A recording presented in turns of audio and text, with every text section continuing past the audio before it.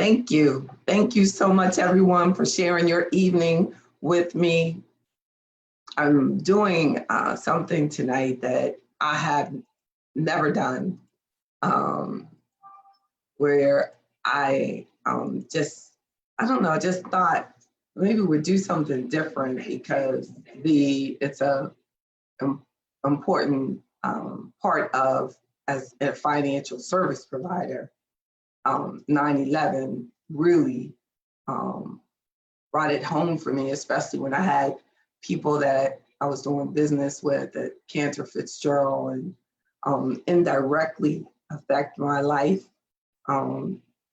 People that call and are constantly trying to introduce their products to my business, and you don't really realize that you don't have to be in the same place for our lives to be connected, because they have people that work there, then they have people that are working in New York, and they have people that are working in Virginia or in North Carolina in different locations. But Cantor Fitzgerald is a great company, and I'm trying to really hard to get the monitor right. So I'm like, you're like, is she distracted? Yes. This technology is always getting in the way of our fun. How you doing, Mr. Montgomery? But I wanted to share the information, and I'm going to share it. I'm just going to make sure it's up there for Cantor Fitzgerald's relief fund. They lost, quite a few employees. It's like they lost over 600 employees on 9/11. And the owner of Cantor Fitzgerald on September 14th, 2001, he gave $1 million personal donation. And he just happened not to be in the building that day, and he donated to start a fund. And their fund it's raised like over $150 million now. And this has since then, the fund has raised and distributed approximately $336 million. Wow. I was looking at some numbers yesterday, and it's at 150. I want to share this with you all. Just wanted to just make sure it was up so that you can go to the website and do that and if you go to the website tonight, because they try to like set a record of raising money on this day. So wow, look at that. I don't know why it's showing my Facebook. No, gonna stop when I did the share, but I'm going to share this with you all. I think what I'll do is make sure that everything else is out of the way before we get that. I don't know how to get that Facebook out of the way. Poor lady. Sometimes when you hit those X's, it can X, right? You X out a whole bunch of ugly stuff. So I'm gonna X, and I'm gonna bring up Cantor Fitzgerald's information for you. And then we'll get started at some key business ways, and how 9/11 has impacted us from a financial business perspective and our own financial lives. Here we go. So here is the website, cantorrelief.org. And this is their fund. And at the top, let me go to the top. You will click right there and donate for Charity Day. For 9/11 is Charity Day. And nobody has asked me to do that. My business is not connected to them in any way other than that I'm able to introduce their products to my clients. But we're not connected. This is just all about our opportunity at AfroEconomics to give back to a relief fund that started from 9/11. This is their 9/11 is Charity Day. And you will go to their cantorrelief.org and click on donate and help them. As you can see here, using this fund to help Puerto Rico Family Relief Program. And it's beautiful, what they're doing. So, and I would love, that's our future. As you know, like last year, with, not to skip the point, but AfroEconomics, we fed over 25 people last year for Thanksgiving and Christmas. So that's, we want to do better than that. And I was just telling Delia, I just really feel that it is, especially for our young people, that it's good for them to see corporations, business people giving back and difference. You never know who you're helping. As Tony Robbins speaks, he says this, if you know about Tony Robbins, the motivational speaker, was saying that one Thanksgiving, he became a giver because he saw these people came to his house to bring them food for Thanksgiving. His father wouldn't accept it, but it changed his life just to see, the generosity that people had. And so I feel that even out of the tragedy of 9/11, it's an opportunity for us. I'm not sure, Dill, you have to tell me if you all can see this. You can see it? Oh, great.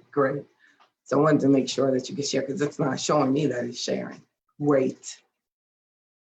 Yeah, she's over there eating candy and stuff, y'all. Like, look, she twisted mitts. She's supposed to be helping me. You see how it is? Look, you would tell me, Joshua, when she would have told me if I wasn't showing y'all what I was supposed to be showing you, right, Monica? Ms. Douglas is like, yes, she would have shown you. Hi, Craig.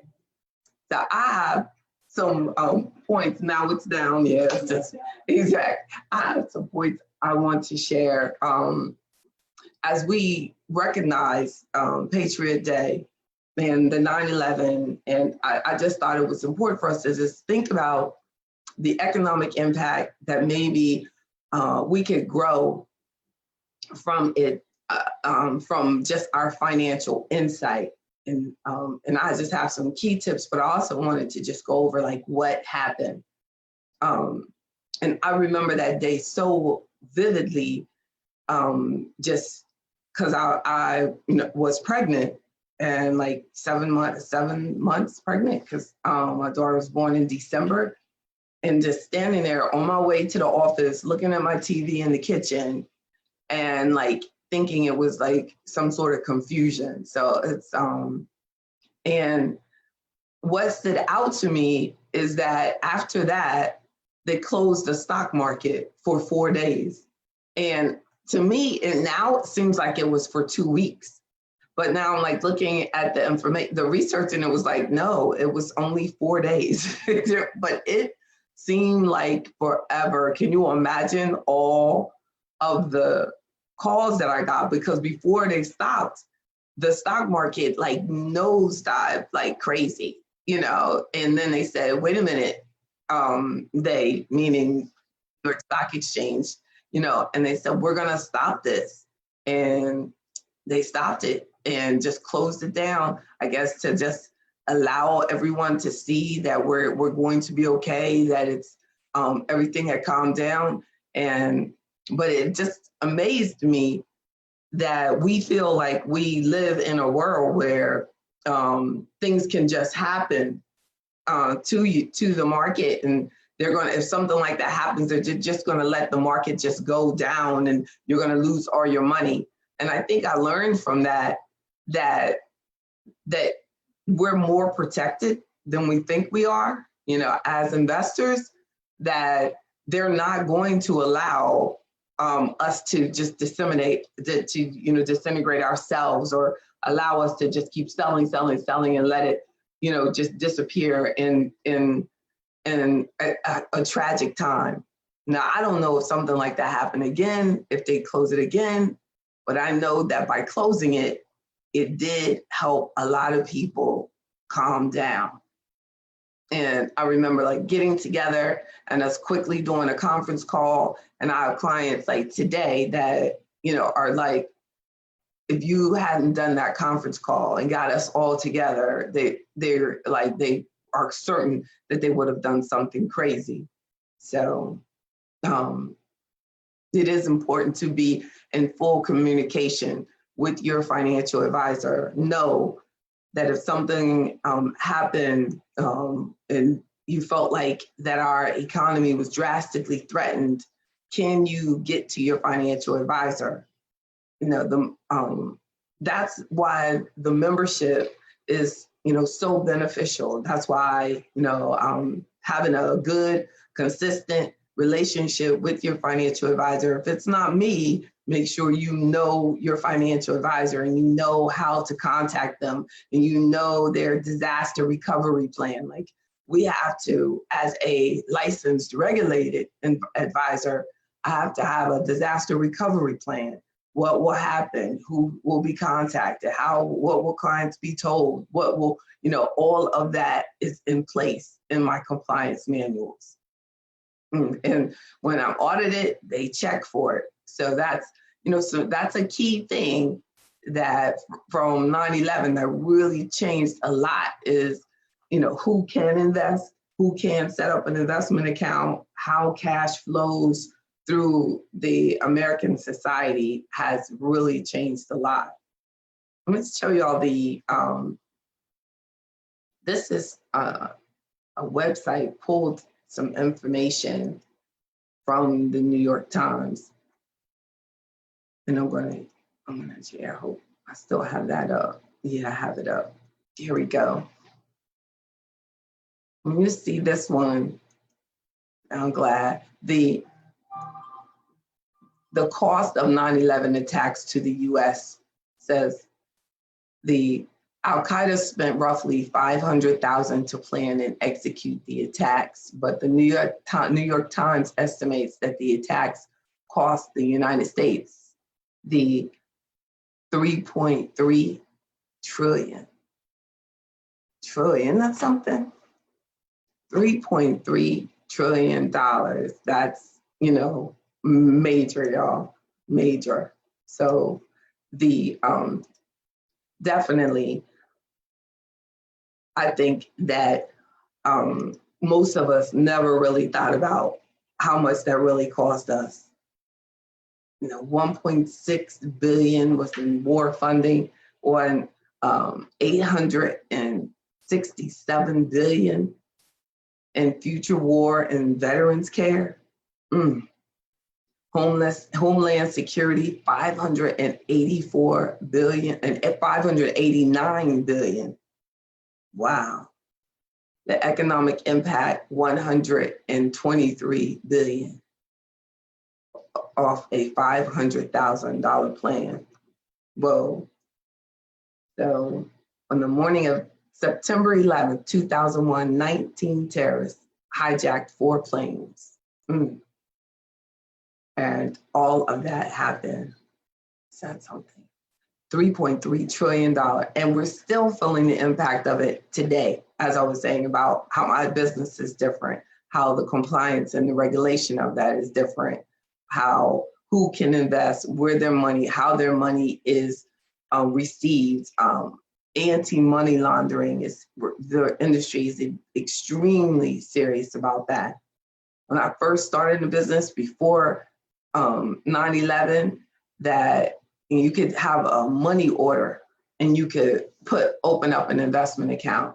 Now, you know, you can't do it with a money order. You have to have an official money trail from a bank in order to set up an investment account. And we have a responsibility to make sure that that's a legitimate, tax-paying, legitimate person with a good intention.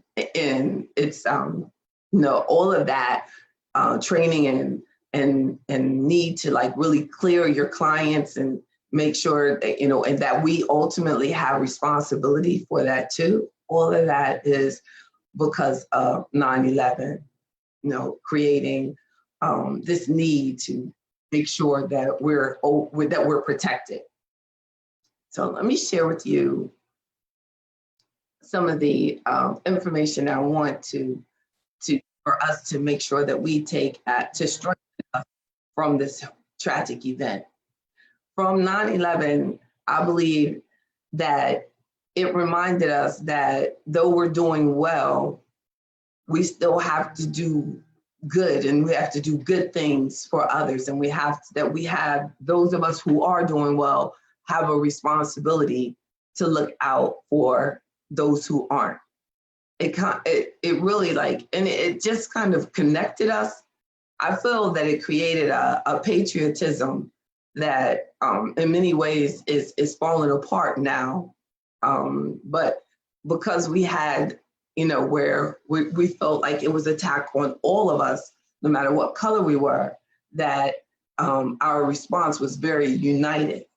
And I would love to see us go back to, feeling that, because, AfroEconomics is about having a strong Black community that is helping, like we always have, to build a stronger world. I look at us as internationally, that's why I say for Black wealth in America and abroad, because what we do, it impacts this entire country. If we waste our money or if we invest our money in building businesses and hiring people, makes a huge difference for everyone, no matter what their color is. And that's why I always have appreciated where there are some people who don't understand the necessity of why our Black wealth truly matters. The majority of intelligent people of all colors understand that Black wealth is important. Everybody's wealth is important. Black lives matters, and they would say all lives matter. But yes, all lives matter, but Black lives matters. Black wealth matters because we're all contributing to the betterment of this country when we're doing our best, when we're seeking our excellence. So I believe that 9/11 reminded us that all that we have to offer, all that we can contribute, because there was probably some person that was standing on the side of the street that was homeless, but was not in that building. So that homeless person ended up being very powerful to someone that was in that building that needed to be covered or needed some water or needed to be helped.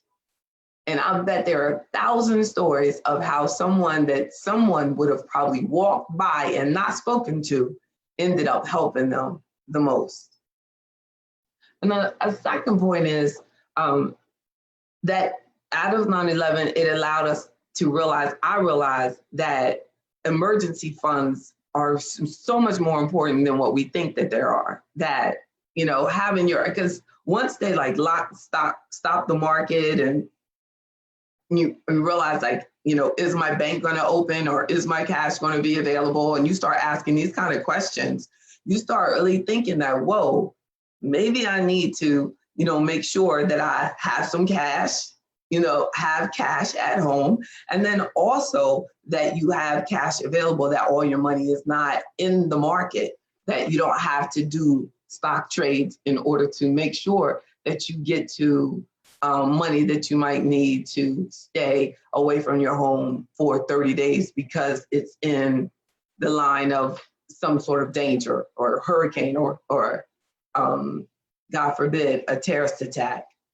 But now we know it can happen. So keeping some cash on hand becomes very important, and that is something that we can learn from that. A third point is family values.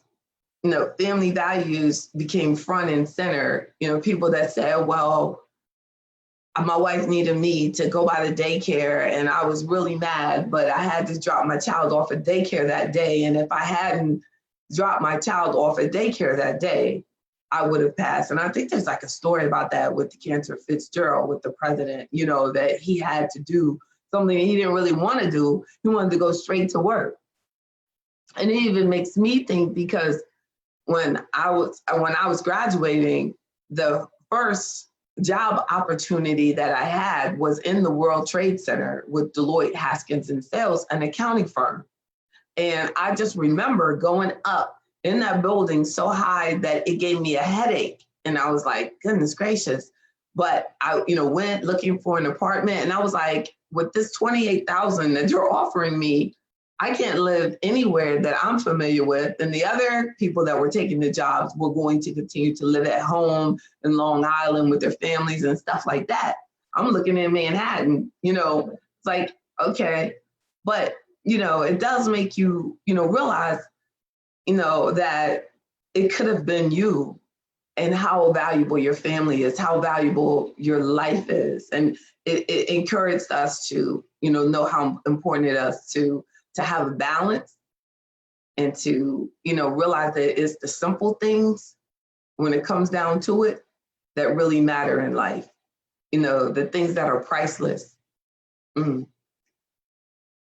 And I also heard a story today. I don't know, I think it was Steve Harvey, and they were talking about that there firefighters, there's like 10 firefighters and one female, but they're all becoming, they all passed the test and became New York firefighters. And they were the children of people that were killed in the towers. And I was like, wow, time has flown by. It's like, there may have been like 2 or 3 or 5, just little at that time. And they decided to follow in their father's footsteps, but family values. And then a fourth point is that estate planning became real, like having your beneficiaries updated, having your, making sure that you have the proper amount of life insurance to take care of those who will suffer from you passing. And I was preparing for a TV interview next week, and I realized, I was like, whoa, that's what we'll do. September is Life Insurance Awareness Month.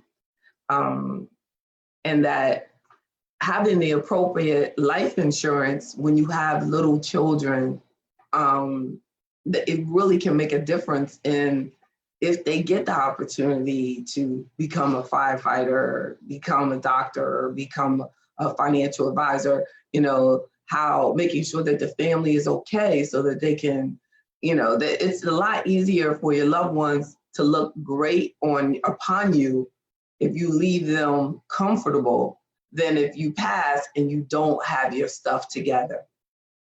There's so many people who don't do just the simple thing of updating their beneficiary form or making sure that the address is correct on your life insurance policy so that something does happen to you and they don't have it, at least a statement will eventually come to your family that will show them that you had something there. But if you're not getting your statements and you don't have it updated and they don't have your information. So thinking about what is the worst case scenario really came home to us from a financial perspective after having so many lives touched and even ours it was just heartbreaking. It still is.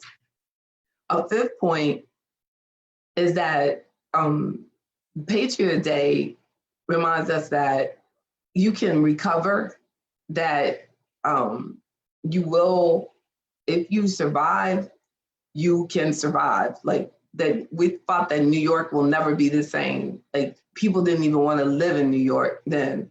And then now I go and I walk down the streets of New York and I feel as safe as I do out in the counties of Virginia, that, the security is great.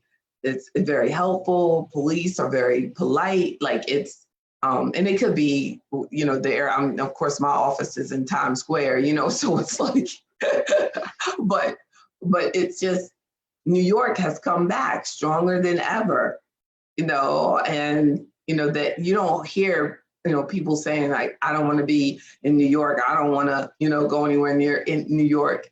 So we do survive.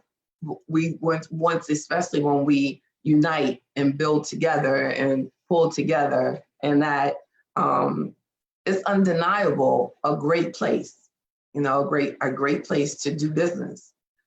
And then my final point is to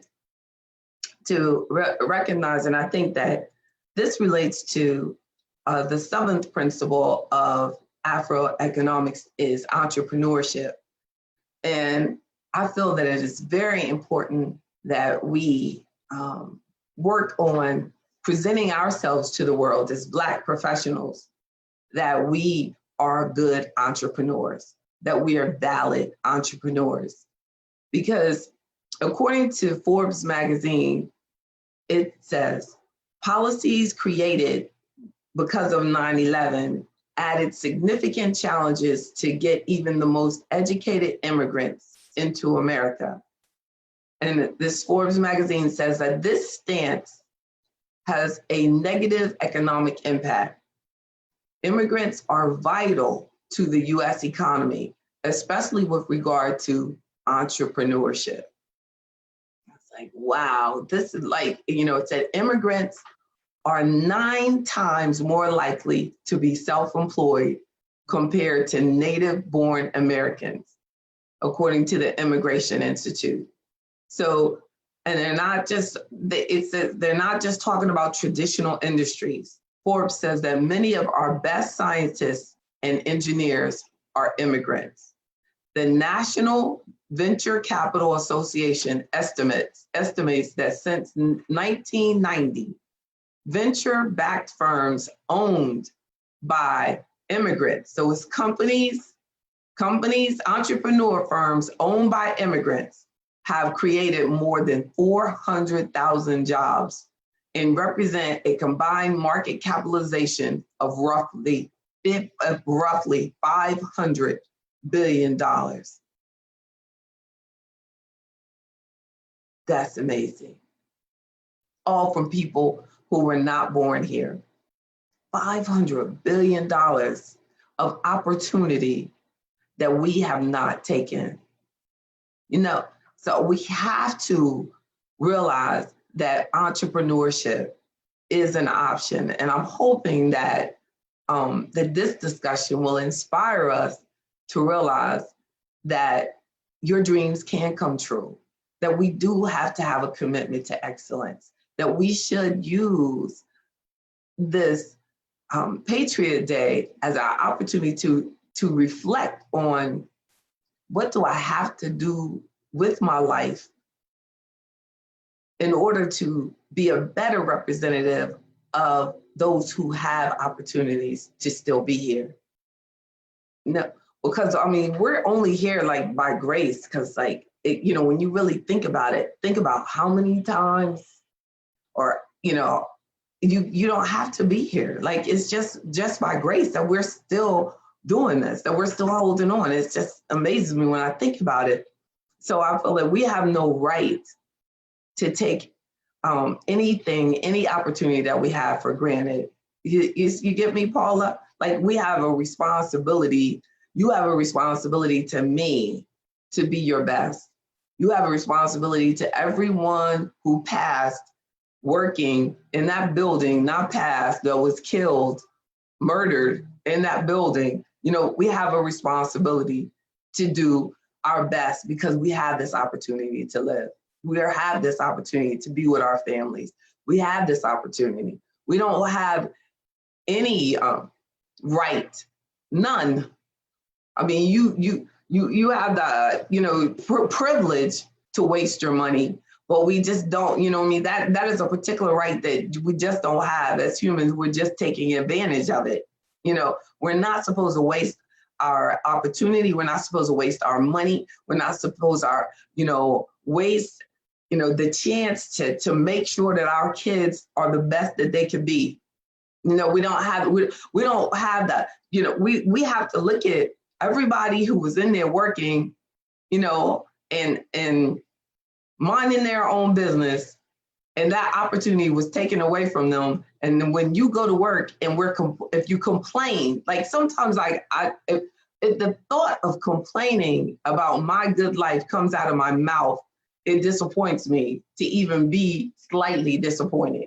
Ms. Hayes, you get what I'm saying? That Patriot Day should be our opportunity to give in any way that you see fit. If you want to send money to the Cancer Relief Fund, if you want to send money to the the HBCU of your choice, you want to send money to anything, or you want to do a service and help a child that doesn't have anyone in their family to give them that example of excellence, that doesn't have a Miss Hayes, that's worked at a law firm for 20 years and can articulate and been to graduate schools and stuff like that. That sometimes our time that we spend with people is more important. The Black Wealth event, is absolutely free, because I feel that I have a responsibility to give back to this community, this world, that is as much as possible. Ms. Hayes was saying that the New York crime rate is at the lowest that it's been in many years. Yeah, it feels good. It feels good there. It's a good energy.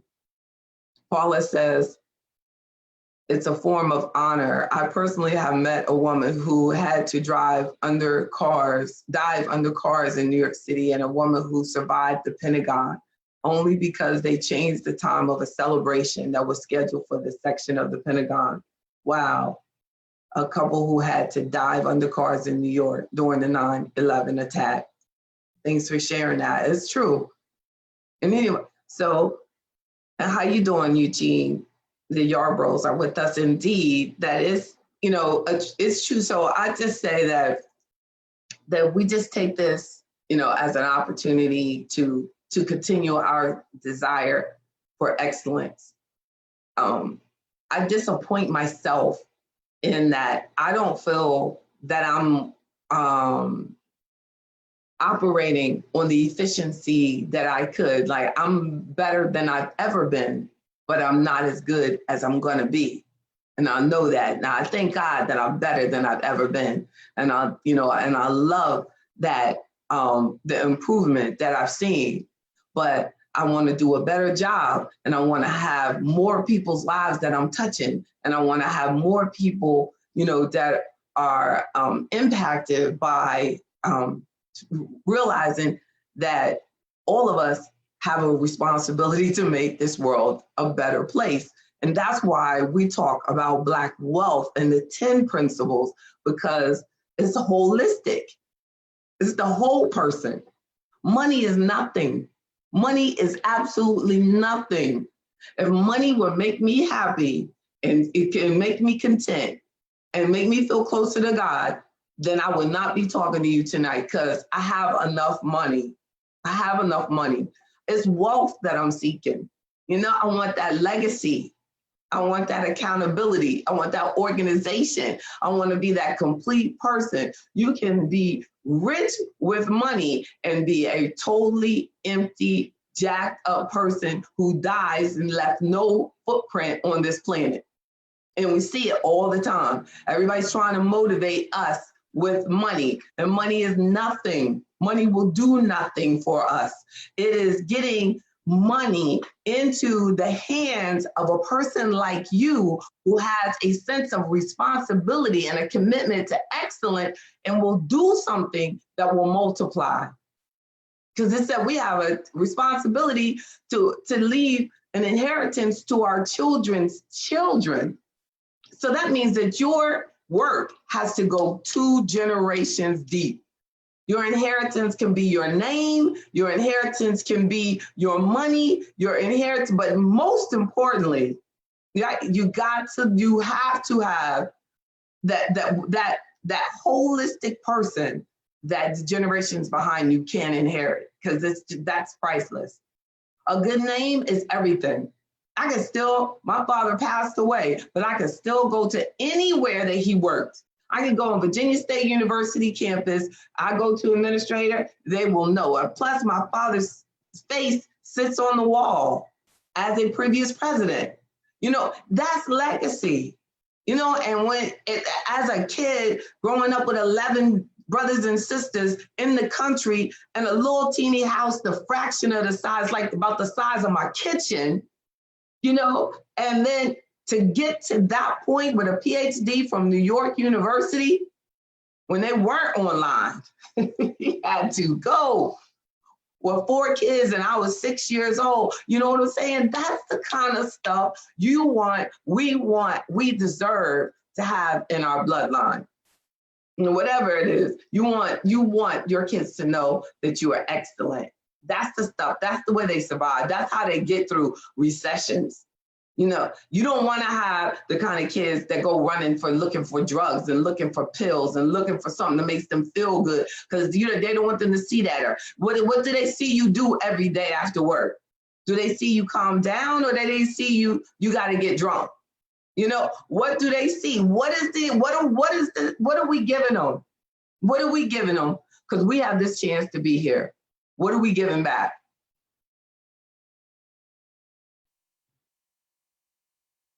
So I love y'all.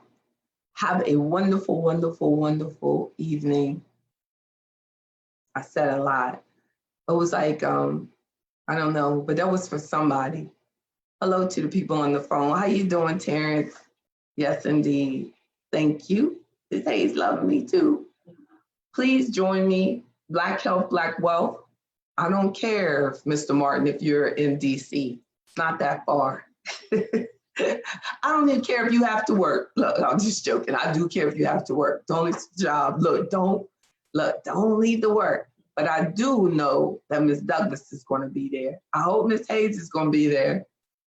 Look, I know. Joshua, you coming? Are you coming? But I appreciate you all. How Craig, you're too close to not come to Black Health, Black Wealth, and I'm gonna have lunch too. So, but that's going to be a very interesting topic. I'm gonna have a panel of health people, even some mental health discussion. So, think about that. But now, before you go to sleep, make sure that you've done something to represent to the world that thank you, God, for the opportunity to be here, and that and what your commitment is to the rest of your life, right?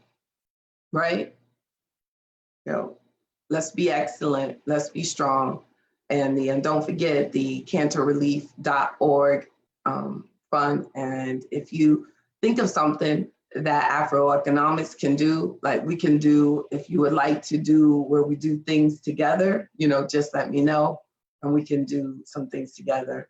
And then we can send it to Cantor together, and even more. But I see those things happening. We're gonna make a great impact. It's my thing is just making sure that the funds flow. So if I ever did something like that, I would want all the checks written out to that entity. So, and then we just give all the checks together to them. But so that and then plus you want to do that because you want to get that tax advantage. It's kind of when you go in the store and they go, do you want to give $1 to the, this organization? It's like, well, who gets that, who gets recognized for making that contribution? Not that it should matter, but it does matter, especially if you're trying to write it off on your taxes. You need to make sure you keep a record of the nonprofit that you actually gave the money to. And I guess that's why they're dealing with small money. But if you do bigger money, be aware, write it out to the nonprofit. Have a good night, everybody. Thank you. Thank you. Thank you and thank you. And we'll build on this, Well, let me know. Give me some feedback. I hope it wasn't a sad topic, but it's real. It's Patriot Day, and we will always remember. And God bless the families, and God bless you all. Good night now.